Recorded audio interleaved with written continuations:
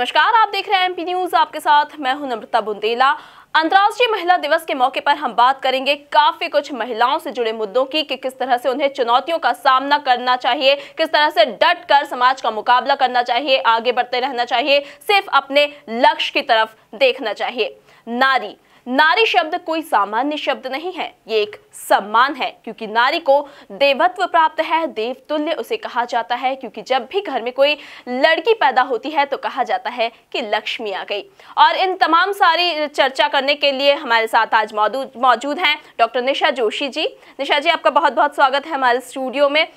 आपको बता दें कि निशा जोशी जी एक योगाचार्य हैं और इसके साथ ही वे एक सामाजिक कार्यकर्ता भी हैं। तो उन्होंने काफी सारी समाज की चुनौतियों का सामना किया है, इसलिए और एक महिला होने के नाते वे आप सभी को बताएंगे किस तरह से एक महिला को अपने घर से निकलकर समाज का किस तरह से हर चुनौती का सामना करते हुए आगे बढ़ते रहना चाहिए, किस तरह से डट कर समाज का मुकाबला करते हुए अपने लक्ष्य को पाना चाहिए। निशा जी, हम सबसे पहले आपसे पूछना चाहेंगे कि जब आप घर से बाहर निकली थी, जब आपने पहला कदम रखा था और आप एक सामाजिक कार्यकर्ता भी हैं, काफी सारी चीजें आप समाज में देखती रहती होंगी। स्पेशली अगर हम महिलाओं की बात करें तो महिलाओं के सामने किस तरह की चुनौती आती है समाज में, घर से बाहर निकलते टाइम किस किस चुनौतियों का सामना करना पड़ता है, ये तमाम सारी आप रोजमर्रा में ये सारी चीजें देखती ही रहती होंगी। तो किस तरह से आप देखती हैं क्या करना चाहिए एक नारी को अपने घर से बाहर निकलते टाइम और किस तरह से उसे हर चुनौती का सामना करना चाहिए? देखिए, सबसे पहले हम समस्या की बात कर रहे हैं। अगर समस्या की हम बात करें तो सबसे पहले घर से एक समस्या आती है हमारे साथ में कि घर से यदि हम निकल रहे हैं तो घर की बहुत सारी जिम्मेदारियों को हमें निर्वहन यानी कि हमें निभाना होता है। और उस घर के साथ अगर हम बाहर निकल रहे हैं तो हम दोहरी भूमिका निभाते हैं। दोहरी भूमिका निभाना अपने आप में चुनौतीपूर्ण एक कार्य होता है और मुझे ऐसा लगता है कि ये कार्य बहुत ही सहजता और बड़े आराम से एक महिला निभा सकती है, तुलनात्मक पुरुष के। ऐसा नहीं कि पुरुष नहीं निभा सकते, लेकिन तुलनात्मक पुरुषों के महिलाओं में एक ऊर्जा का स्तर या हम एक एनर्जी का स्तर बोले तो ये बहुत उच्च होता है। और चुनौतियों की अगर हम बात करें तो जब मैं पहली बार मैंने सोचा कि मैं योग के क्षेत्र में हूँ, तो मैंने जब सोचा बाहर जाने के लिए, सबसे बड़ी समस्या मेरे लिए मेरे बच्चे, मेरा परिवार, मेरे माता पिता हैं, उनकी जिम्मेदारी के साथ अब मैं कैसे करूँगी। धीरे धीरे जब मैंने ये कोशिश की कि नहीं, मैं एक समायोजन होता है, एक एडजस्टमेंट पावर होती है फीमेल्स के अंदर। अगर वो पावर आपके अंदर ज़्यादा है, सामंजस्य क्षमताएं आपके अंदर ज़्यादा है, तो मुझे लगता है उस सामंजस्य को बनाने के लिए उस क्षमता का विकास हमें करना चाहिए। और उसके लिए एक औरत के अंदर वो साहस होता ही है, वो जन्मजात ही उस सामंजस्य के साथ ही जन्म लेती है। क्योंकि जब वो परिवार में होती है तो बचपन से बड़े होने तक एक सामंजस्य बना के ही चलती है, चाहे वो माता पिता के साथ हो, चाहे भाई बहन के साथ हो, चाहे वो और अन्य किसी रिश्ते के साथ हो। जी बिल्कुल, आपकी बातें सुनकर एक लाइन याद आ रही है कि नारी में प्रकृति ने दी है शक्ति सारी और इसे अबला समझकर ना करें उसका अपमान। क्योंकि कहा जाता है कि नारी को अबला भी कहा जाता है और आज भी ये चीज हमेशा जारी है। पहले से ही नारी को अबला कहा जाता है और आज भी इस अबला शब्द को दूर करने के लिए तमाम सारी योजनाएं सरकार चला रही है। किस तरह से महिला हर चुनौती का सामना करके आगे बढ़े, उन महिलाओं का डर को दूर करने के लिए तमाम सारी योजनाएं सरकार द्वारा भी चलाई जा रही है। हर वर्ग से कोशिश की जा रही है महिलाओं को लेकर। आप एक योगाचार्य हैं निशा जी, तो हम आपसे पूछना चाहेंगे कि जो महिलाएं घर में रहती हैं तो उनको अपनी दिनचर्या से थोड़ा समय निकालकर किस तरह से योग को समय देना चाहिए, और अगर योग को वो समय दे रही हैं तो क्यों दे रही हैं, उनके जीवन में किस तरह से ये योग काम आने वाला है। जो लेडीज सिर्फ घर में रहती हैं, घर के कामों में व्यस्त रहती हैं, उनके जीवन में योग क्या काम करता है, किस तरह की भूमिका निभाता है? सबसे पहले तो मैंने बोला कि एक आत्मशक्ति जो होती है हमारे अंदर, कि हम में एक सामंजस्य की मैंने अभी बात की थी, तो सामंजस्य की शक्ति होती तो है लेकिन उसका विकास आवश्यक होता है। अगर हम योग करते हैं तो महिला में वो सामंजस्य शक्ति नहीं, एडजस्टमेंट पावर बढ़ती है, आत्मविश्वास बढ़ता है, साहस बढ़ता है, देखने का नज़रिया सकारात्मक होता है, जो कि बड़ा ज़रूरी है बाहर निकलने के लिए। कि आपकी जो दृष्टि है, आपका जो एक दृष्टिकोण है समाज के प्रति, दूसरों के प्रति, अपने कार्य के, आपके जो कार्य क्षेत्र में जो आपके सहयोगी हैं उनके प्रति आपकी दृष्टि का समायोजन, या फिर हम कहेंगे सहयोग की दृष्टि, या फिर एक प्रेम की दृष्टि, या फिर एक संयम की दृष्टि का जो विकास है वो योग के द्वारा बहुत अच्छे से होता है। और मैं महिलाओं को यही कहना चाहती हूँ कि जैसे कुछ आसन हैं, कुछ प्राणायाम है, कुछ ध्यान यानी कि हफ्ते में एक बार तो कम से कम वो ध्यान करे। जैसे एकाग्रता का विकास होता है, जैसे कहा कि सामंजस्य क्षमता बढ़ती है और स्ट्रेस एंजाइटी दूर रहती है और एक दृढ़ निश्चयता जो कहते हैं हम, जिसकी ज़रूरत होती है, तो वो महिलाओं में विकसित होती है योग के माध्यम से। जी बिल्कुल, ये तो हुई घर में रहने वाली महिलाओं की बात, लेकिन जैसे कि लड़कियां आजकल काफ़ी सारी जॉब्स करती हैं, कॉलेज जाती हैं, तो उन लड़कियों के लिए योग के लिए समय निकालना कितना ज़रूरी है? और क्योंकि उनके पास ज़्यादा टाइम नहीं होता है योग करने को लेकर, तो वो किस तरह से सिर्फ 10 या 15 मिनट में योग करके अपने आप को एक रिफ्रेश महसूस कर सकती हैं? 10 मिनट तो मैं कहूँगी कम समय है, थोड़ा सा समय स्वयं को देना चाहिए। ये भारतीय महिलाओं में हम कमी नहीं कह सकते, उनकी मजबूरी है कि वह सबसे पहले कर्तव्यशील होती है समाज के प्रति, अपने रिश्तों के प्रति, लेकिन स्वयं के प्रति जब उत्तरदायित्व की बात आती है तो उसमें वो पीछे हट जाती है। अगर घर में खाना बन रहा है तो मुझे लगता है सबसे पहला वो सोचती है कि मेरे बच्चे खा लें, फिर पति या माता पिता या अन्य परिवार के सदस्य ले, और उसके बाद में नहीं। मेरा कहना है कि मुझे भी न्यूट्रिएंट्स की ज़रूरत है, मुझे भी न्यूट्रिशंस की ज़रूरत है निश्चित रूप से, क्योंकि मैं नहीं तो कुछ भी नहीं, मैं हूँ तो सब है।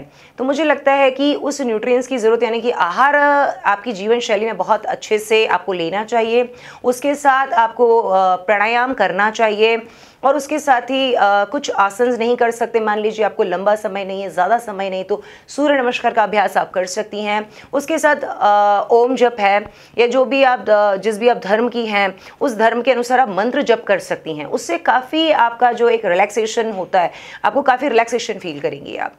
तो 10 से 15 मिनट नहीं तो भी 20 मिनट मुझे लगता है कि एक महिला अपने आप को दे सकती है, क्योंकि वो 24 घंटे में से 23 घंटे दूसरों को, लेकिन 1 घंटा उन्हें स्वयं को देना चाहिए। तो एक ना सही, लेकिन आधा घंटा आहार और योग को उन्हें देना चाहिए, और थोड़ा सा कंसंट्रेशन बढ़ाने के लिए जप और इस तरह की एक्टिविटी को करना चाहिए। जी बिल्कुल। निशा जी, हम आपसे जानना चाहेंगे कि जैसा कि आपने कहा कि आधा से 1 घंटा अपने आप को देना चाहिए योग के लिए, लेकिन जैसा कि हम देख रहे हैं कि आजकल सुबह सुबह का जो वक्त है वो काफ़ी बिजी शेड्यूल रहता है, क्योंकि सुबह सुबह बच्चों का स्कूल रहता है, फिर पति का लंच बनाना होता है, तो उसको लेकर आप महिलाओं को क्या टिप्स देना चाहेंगी? क्योंकि सुबह उनके पास वक्त नहीं होता है, और कहा जाता है कि योग जो है वो सुबह सुबह ही काफ़ी फायदेमंद रहता है, खाली पेट योग किया जाता है, तो उनको लेकर आप क्या कहना चाहेंगी कि वो अपना समय किस तरह से निकाले योग को लेकर? क्या शाम को भी योग किया जा सकता है, या फिर दिन में अगर कुछ समय बचता है तो क्या तब भी योग किया जा सकता है? देखिए, दिन का तो नहीं कहती, लेकिन इस भाग दौड़ वाली जिंदगी में जब समय मिल जाए, मैं यही कहूँगी कि जब समय मिल जाए, मैं कहूँ कि आप सुबह कीजिए, तो सुबह तो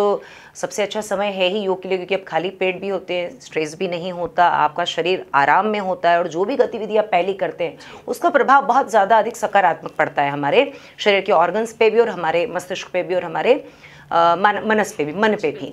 लेकिन अगर आप सुबह नहीं कर पा रही हैं, तो मेरा कहना है कि दोपहर में वैसे तो समय नहीं होता, योग में ये नियम बताया कि सुबह शाम, लेकिन इस जीवन शैली को देखते हुए, आज की भागा दौड़ी वाली ज़िंदगी को देखते हुए मेरा यही कहना है कि जब आपको समय मिल जाए आप योग करिए। जी बिल्कुल, जब समय मिल जाए जब योग कीजिए। ये कुछ टिप्स आपको निशा जी ने दिए हैं, उम्मीद है आप इसको ध्यान में भी रखेंगे। लेकिन निशा जी, हम आपसे एक और जो चिंताजनक प्रश्न आ रहा है इस वक्त समाज के सामने, कि हम देख रहे हैं कि छोटे छोटे बच्चे भी, जैसे 13-13, 14-14 साल के बच्चे, और अभी मैंने कुछ दिनों पहले देखा था कि 20 साल के एक लड़के को हार्ट अटैक आ गया। तो क्या वो वजह सामने आ रही है कि इन छोटे छोटे से पहले, क्योंकि पहले देखा जाता था कि नॉर्मली जो एजेड लोग होते थे, 50 साल, 60 साल, 75 साल, ऐसे लोगों को हार्ट अटैक आता था, लेकिन अब छोटे छोटे बच्चों को कम उम्र में भी हार्ट अटैक आने लगा है। तो क्या वो कारण सामने आ रहे हैं? देखिए, सबसे बड़ा कारण है कि पहले के टाइम में, मैं मेरे अपनी बात करती हूँ कि जब मैं छोटी थी तो मेरे ऊपर कोई प्रेशर नहीं था पढ़ाई का। माता पिता यही कहते थे कि बस ठीक है, पढ़ना है, और कुछ जो भी लक्ष्य हैं जीवन के वो ठीक है, नहीं प्राप्त हो रहे तो फाइन, कोई दिक्कत नहीं है। लेकिन अब क्या होता है, बच्चा जब हम कहते हैं ना कि दुनिया पे भी नहीं आता, उसके पहले माता पिता उनके स्कूल प्लान कर लेते हैं। तो स्ट्रेस का स्तर देखिए आप, पहले के समय में अगर हम कह रहे कि बीमारियां नहीं होती, ये सिर्फ एक हार्ट अटैक की बात नहीं, हम कैंसर का आंकड़ा देखें, हम डायबिटीज़ बच्चों में बहुत ज़्यादा पाए जाने वाला एक रोग है अपने आप में। हाइपरटेंशन 15-16 साल के किसी बच्चे में, आप बच्चा तो नहीं कहेंगे, टीन एज से हम देख सकते हैं कि इस तरह की समस्याएं। और सबसे बड़ा स्ट्रेस लेवल, आप देखिए ना, बॉडी माइंड कोऑर्डिनेशन नहीं है उनमें, वो सोच क्या रहे हैं, वो बोल क्या रहे हैं। लक्ष्य बनाते लेकिन लक्ष्य पूरा नहीं होता। क्यों? क्योंकि बहुत सारे लक्ष्य को एक साथ रख रहे हैं। पहले के टाइम की बात यदि मैं करूँ तो एक ही लक्ष्य होता था कि मुझे ये बनना है, लेकिन अब क्या होता है, अगर मैं डॉक्टर नहीं बना तो मैं इंजीनियर तो ये नहीं होता। तो जीवन में क्या करा कि जो हम ही लोग हैं, हम ही ने उन बच्चों के सामने इतनी सारी चुनौतियां रख दी है कि बच्चा चाहे तो भी स्वतंत्र नहीं घूम सकता। अगर एक बच्चा स्कूल से आ रहा है तो ड्राइंग क्लास जा रहा है, पेंटिंग क्लास, क्षमा कीजिए, ड्राइंग क्लास जा रहा है, या उसकी और एक्टिविटीज़ भी आपने कर दी कि डांस भी करना है उसे, तो उसे पर्सनैलिटी डेवलपमेंट के लिए हैंड राइटिंग भी सुधारनी है उसे, तो ट्यूशन्स भी पढ़ना है उसे। तो इतना सारा काम बच्चों के लिए, मुझे लगता है बच्चा स्कूल से आ गया तो इनफ बहुत है। उसके बाद उसे आप बिल्कुल स्वतंत्र छोड़ दीजिए और उसे अपनी ज़िंदगी जीने दीजिए। अगर हम इस तरह से एक जीवन शैली को निर्वहन कराते हैं बच्चों को, तो निश्चित रूप से ऐसी समस्या मुझे नहीं लगता कि आएंगी। एक खाना पीने का जो लाइफस्टाइल आ रहा है कि जंक फूड खाना है, पिज़्ज़ा खाना है या बाहर का फूड ऑर्डर करना है, मुझे लगता है जो व्यक्ति फ्रूट्स खाता है, सैलेड खाता है, अंकुरित आहार खाता है, दही लेता है, पनीर लेता है, इस तरह की जब डाइट बच्चों को दी जाती है तो न्यूट्रिएंट्स अच्छे मिलते हैं, तो डेफिनेटली उनका स्वास्थ्य भी अच्छा रहता है। जी बिल्कुल, आजकल रेस ज़्यादा हो गई है क्योंकि अब माता पिता खुद चाहते हैं कि अगर पड़ोसी का बच्चा इतना आगे तो हमारा बच्चा उससे 2 कदम आगे जाए। इसको लेकर भी काफी सारे डिप्रेशन आजकल बच्चों में भी बढ़ गया है क्योंकि माता पिता का प्रेशर ज्यादा होता है, टीचर्स का प्रेशर ज्यादा होता है, तो बच्चा भी डिप्रेशन में चला जाता है। और काफी सारे, अगर हम महिलाओं की बात करें तो महिला भी आजकल जैसे जो कोई जॉब्स पे जा रही है तो उनकी सैलरी भी जो होती है वो पुरुषों से कम ही होती है, या फिर अगर वो आगे बढ़ना चाहे तो काफी सारी उनको चुनौतियों का सामना करना पड़ता है। तो क्या कोई ऐसा योग है जो डिप्रेशन में बाहर निकालने में मदद कर पाए? देखिए, योग तो कम्प्लीटली हम एक योग नहीं होता, योग में बहुत ज़्यादा 84 लाख आसन कहे गए हैं, तो मैं ये नहीं कह सकती कोई एक योग, एक ग्रुप होता है योग का भी, चाहे वो डायबिटीज़ हो, चाहे अस्थमा हो, चाहे कोई भी बीमारी हो, उसके लिए एक group of asanas, group of pranayama, एक ध्यान का प्रकार भी होता है कि डिप्रेशन है तो किस प्रकार योग करवाना चाहिए। बीमारी के अकॉर्डिंग साइंटिफिक योग होता है, वैज्ञानिक रूप से हम योग को करवाते हैं। तो यहाँ पर हम योग की अगर बात करें तो विशेषतः जिन लोगों को बहुत ज़्यादा वर्कलोड बोले कि बहुत ज़्यादा जो काम 15 घंटे, 16 घंटे, 13 घंटे, 12 घंटे, मतलब जो बहुत वर्किंग आवर्स जिनका ज़्यादा है, ऐसे लोगों को ज़्यादा कुछ नहीं तो भी हल्के फुल्के सूक्ष्म व्यायाम कर लेने चाहिए, नाड़ी शोधन प्राणायाम का अभ्यास करना चाहिए, थोड़ा सा भ्रामरी प्राणायाम का अभ्यास करना चाहिए। मैंने कहा कि जप योग का प्रयोग तो निश्चित रूप से व्यक्ति को करना चाहिए, चाहे हम गायत्री मंत्र का अभ्यास करें, चाहे हम महामृत्युंजय जप का अभ्यास करें, चाहे हम ओम चैंटिंग करें। तो थोड़ा सा सोते समय हम शवासन को ज़रूर लें कि सोते समय 5 से 10 मिनट का अभ्यास हम शवासन का करें, उसके साथ थोड़ा सा ओम जप करें और हम आराम से सो जाएं। तो इस तरह की एक्टिविटी यदि हम छोटी छोटी भी चीज़ें ले लेंगे तो उससे काफ़ी लाभ होगा। जी बिल्कुल। निशा जी, आप एक सामाजिक कार्यकर्ता भी हैं, तो इसलिए हम आपसे पूछना चाहेंगे कि महिलाओं के लिए आज सामाजिक कार्य करना और समाज में आगे बढ़ना अभी कितना मुश्किल और कितना आसान नजर आ रहा है आज के इस युग में? मुझे लगता है कि बहुत कठिन नहीं है ये कार्य, क्योंकि सेवा करना कहाँ कठिन होता है, सेवा नहीं करना क्लिष्ट है कि मुझे ये कार्य नहीं करना है। मुझे लगता है सेवा करना सबसे आसान काम होता है और सबसे ज़्यादा आनंद आता है। एक महिला का जो व्यक्तित्व है वो होता है विनम्रता, सेवा करना, वो सबकी सेवा ही करती है ना। बच्चों की भी क्या करें, हम उसे सेवा नहीं बोलते हैं, हम उसे बोलते हैं ममत्व, है ना। हम बेटी है तो हम बोलते हैं कि ये इसका ममत्व है, अपने पिता के प्रति कर्तव्य है या फिर ऐसा करना। वो लगभग देखा जाए तो वो थोड़ा सा सेवा करती ही आती है। तो एक महिला का सेवा करना सबसे आसान होता है तुलनात्मक किसी पुरुष वर्ग के सामाजिक सेवा करने से। तो मुझे लगता है कि सामाजिक सेवा करना बड़ा आसान होता है क्योंकि वो हृदय से बहुत नम्र, बहुत नाजुक, बहुत कोमल, बहुत सुंदर और हर किसी को गले लगाने वाली, जो एक स्त्री का नेचर है। हम कहते हैं ना, स्त्री का अर्थ है सृजन करने वाली। एक पेंटर जो होता है वो एक बेजान वस्तु में जान डाल के रंगों से जीवित करता है, सजीवितता देता है, लेकिन एक स्त्री एक अपने जीवन से दूसरे जीवन का सृजन करती है। तो आप समझ सकते हैं कि जो महिला की सेवा है वो कितनी ज़्यादा मतलब बोले कि उच्च स्तर की होती है। तो अपने बच्चों का भी केयर करती, तो वो एक प्रकार की सेवा का ही प्रकार हुआ कि अपने बच्चों के लिए, उस बच्चे के लिए वो खाना खाएगी, उसके लिए वो मेडिसिन, उसकी चिंता से ज़्यादा उसे अपने बच्चे की चिंता है। तो अगर हम देखिए तो एक महिला का समाज के क्षेत्र में सेवा करना बड़ा आसान है, बहुत ज़्यादा कठिनाइयाँ नहीं महसूस करती है, बड़ी सरलता से वो लोगों की सेवा करने को तत्पर रहती है। तो मुझे लगता है सबसे कठिन तो नहीं है ये, लेकिन बड़ी आसानी से महिलाएं कर लेती है। निशा जी, जब आपने इस क्षेत्र में कदम रखा था तब में और आज में कितना कुछ अंतर आ गया है, क्या देख रही हैं आप, और आपके साथ ही समाज में कितना अंतर आ गया है? महिलाओं को लेकर स्पेशली? मेरे क्षेत्र को लेकर बात कर रही हैं? जी बिल्कुल। जब मैं आई थी तब उतनी सुविधाएं नहीं थी एक्चुअली। योग के क्षेत्र में जब मैं आई थी तब उतना मैं कहूँ कि लोगों में एक अवेयरनेस भी नहीं थी। आज योग क्या हो गया है, घर घर में आ गया है। अब योग के क्षेत्र में करियर बनाना बड़ा आसान ही बोलूँगी मैं, बहुत क्लिष्ट नहीं है। लेकिन जब मैंने शुरुआत की तब लोग उतना ज़्यादा कहें कि सजग नहीं थे योग के प्रति, तो मुझे कठिनाइयाँ अलग तरह से फेस करनी पड़ी। मुझे जो लिटरेचर किताबों का जो एक कहें कि इकट्ठा करना, उनसे पढ़ाई करना, अपना पीएचडी करना, अपना आगे की और भी चीज़ों को चाहे वो मुझे कोई लेक्चर डिलीवर करना है, इन सब चीज़ों में मुझे कठिनाइयाँ आती गई। लेकिन जैसे जैसे समय बीतता गया, अब मुझे लगता है कि एक व्यक्ति जब आता है तो उसके लिए आसान इसलिए कि हर क्षेत्र में योग की जानकारियाँ बढ़ गई है। गूगल ने भी बहुत सारी जानकारियाँ डाल रखी है वहाँ पर, और काफ़ी क्लिष्ट नहीं रहा मेरे समय और इस समय में।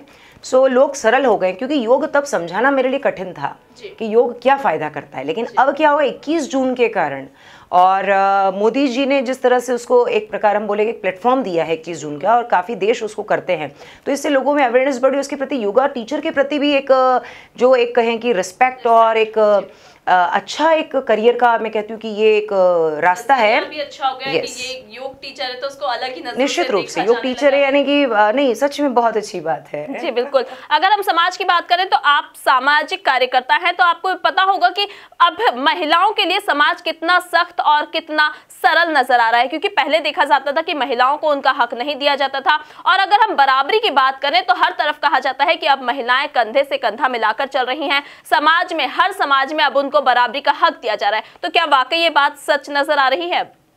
ये दृष्टिकोण पर निर्भर कर रहा है एक्चुअली। हम शहरों में बात करें तो निश्चित रूप से ये बात देखने में आ रही है कि पहले शहरों में भी इतना बड़ा आंकड़ा नहीं था महिलाओं के विकास का। लेकिन अब एक मैं बात करती हूँ कि घर में जो दीदी लोग हमारे यहाँ काम करते हैं, हम देखते हैं कि वो लोग भी क्या सोचती हैं कि नहीं, मेरा बच्चा घर का काम नहीं करेगा, अपितु पढ़ लिख कर एक बड़ा इंसान बनेगा। सो यहाँ पर शिक्षा का आंकड़ा बढ़ा है। इस कारण से एक तरह से हम बोले कि महिलाओं के प्रति जो भाव है, जी हम बोले विकास हैं या फिर आगे बढ़ने के जो पैरामीटर्स है वो चेंज हो गए हैं। तो पहले की तुलना में आज थोड़ा सा सरलीकरण है, लेकिन ग्रामीण क्षेत्रों में अभी भी थोड़ी सी कठिनाइयाँ हैं। जी बिल्कुल, क्योंकि आज भी निशा जी, जब बेटी पैदा होती है तो लोगों के चेहरों पर आज भी उदासीनता नजर आ ही जाती है। तो क्या कारण है वो? ये सोच का कारण है, ऐसा नहीं है। मैंने बहुत से ऐसे लोगों से मैं मिलती हूँ कि जो लोग बेटियाँ बेटों जैसी है या उन्हें पढ़ाने के लिए वो अपना सब कुछ दांव पे लगाते हैं। तो ये दृष्टिकोण पे निर्भर करता है। लेकिन हाँ, आज भी पूर्णतः बेटियों को वो कहे ना कि जन्म लेने पे जो सम्मान पुत्र को प्राप्त होता है वो मुझे नहीं लगता कि उतनी मात्रा, लेकिन पहले की तुलना में ये मात्रा बढ़ गई है।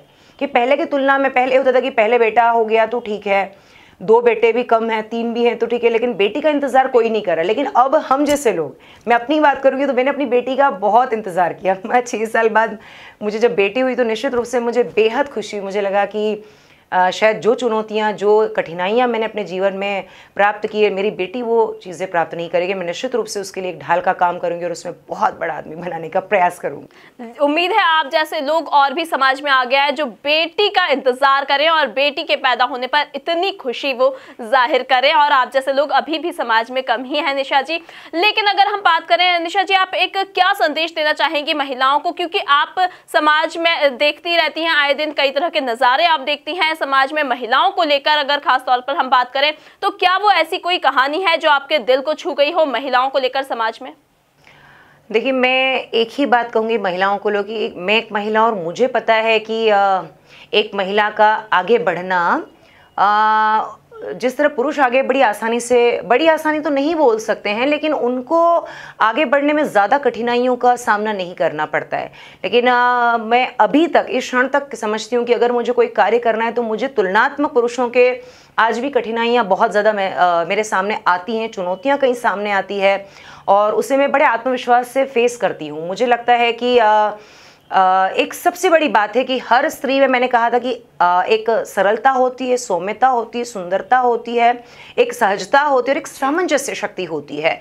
हर स्त्री अगर इस बात को महसूस करे कि उसमें सृजन करने की शक्ति, उसमें जन्म देने की शक्ति है और वो समाज को जन्म देती है, वो इस पृथ्वी की, कहें कि पृथ्वी अगर है तो मुझ स्त्री के कारण है। अगर मैं शिव की शक्ति हूँ, निश्चित रूप से शिव जो हैं शक्ति के बिना शव के समान हैं। जी बिल्कुल। अगर शक्ति नहीं तो शिव भी नहीं।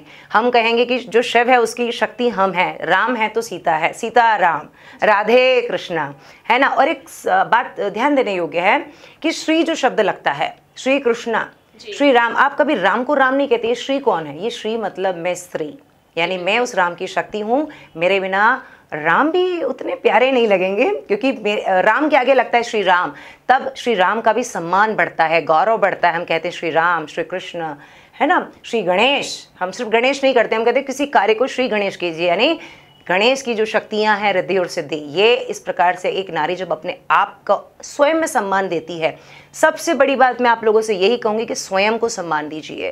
किसी के सम्मान देने का इंतज़ार मत कीजिए, आपको सम्मान देने वाली आप स्वयं है। यदि आप अपने आप को अपनी चिंता करती हैं, अपनी परवाह करती हैं, अपने प्रति सोचती हैं, अपने प्रति सजग रहती हैं, तो ये आपका अधिकार है और इस अधिकार का पूर्ण उपयोग कीजिए। और निश्चित रूप से आप इस समाज की शक्ति हैं। आप नहीं तो परिवार नहीं, परिवार नहीं तो देश नहीं, और देश नहीं तो ये पूरी वसुधा नहीं।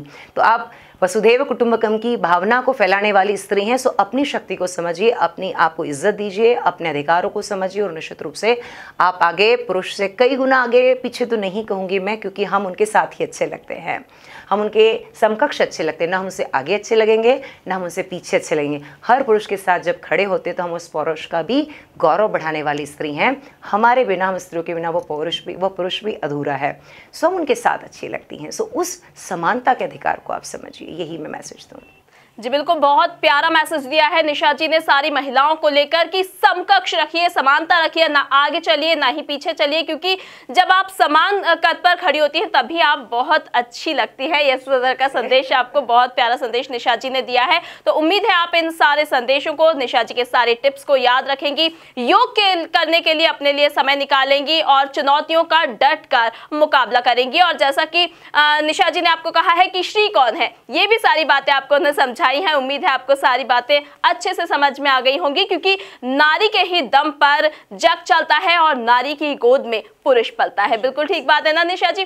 क्योंकि और इसीलिए अब जो चुनौतियों का डटकर सामना आप किस तरह से करती है, यह आप पर निर्भर करता है। अपने आप को सम्मान देना ये भी आप ही के हाथ में है। आप किस तरह से आगे बढ़ती हैं ये भी आप ही के हाथ में है। अपनी किस्मत भी आपको स्वयं बनानी है, क्योंकि कोई और आपकी किस्मत नहीं संवार सकता जब तक आप स्वयं न चाहें। तो ये सारी बात आप, उम्मीद है, ध्यान में रखेंगे। ताजा तरीन खबरों के लिए आप बने रहिए हमारे साथ, देखते रहिए एमपी न्यूज़। नमस्कार।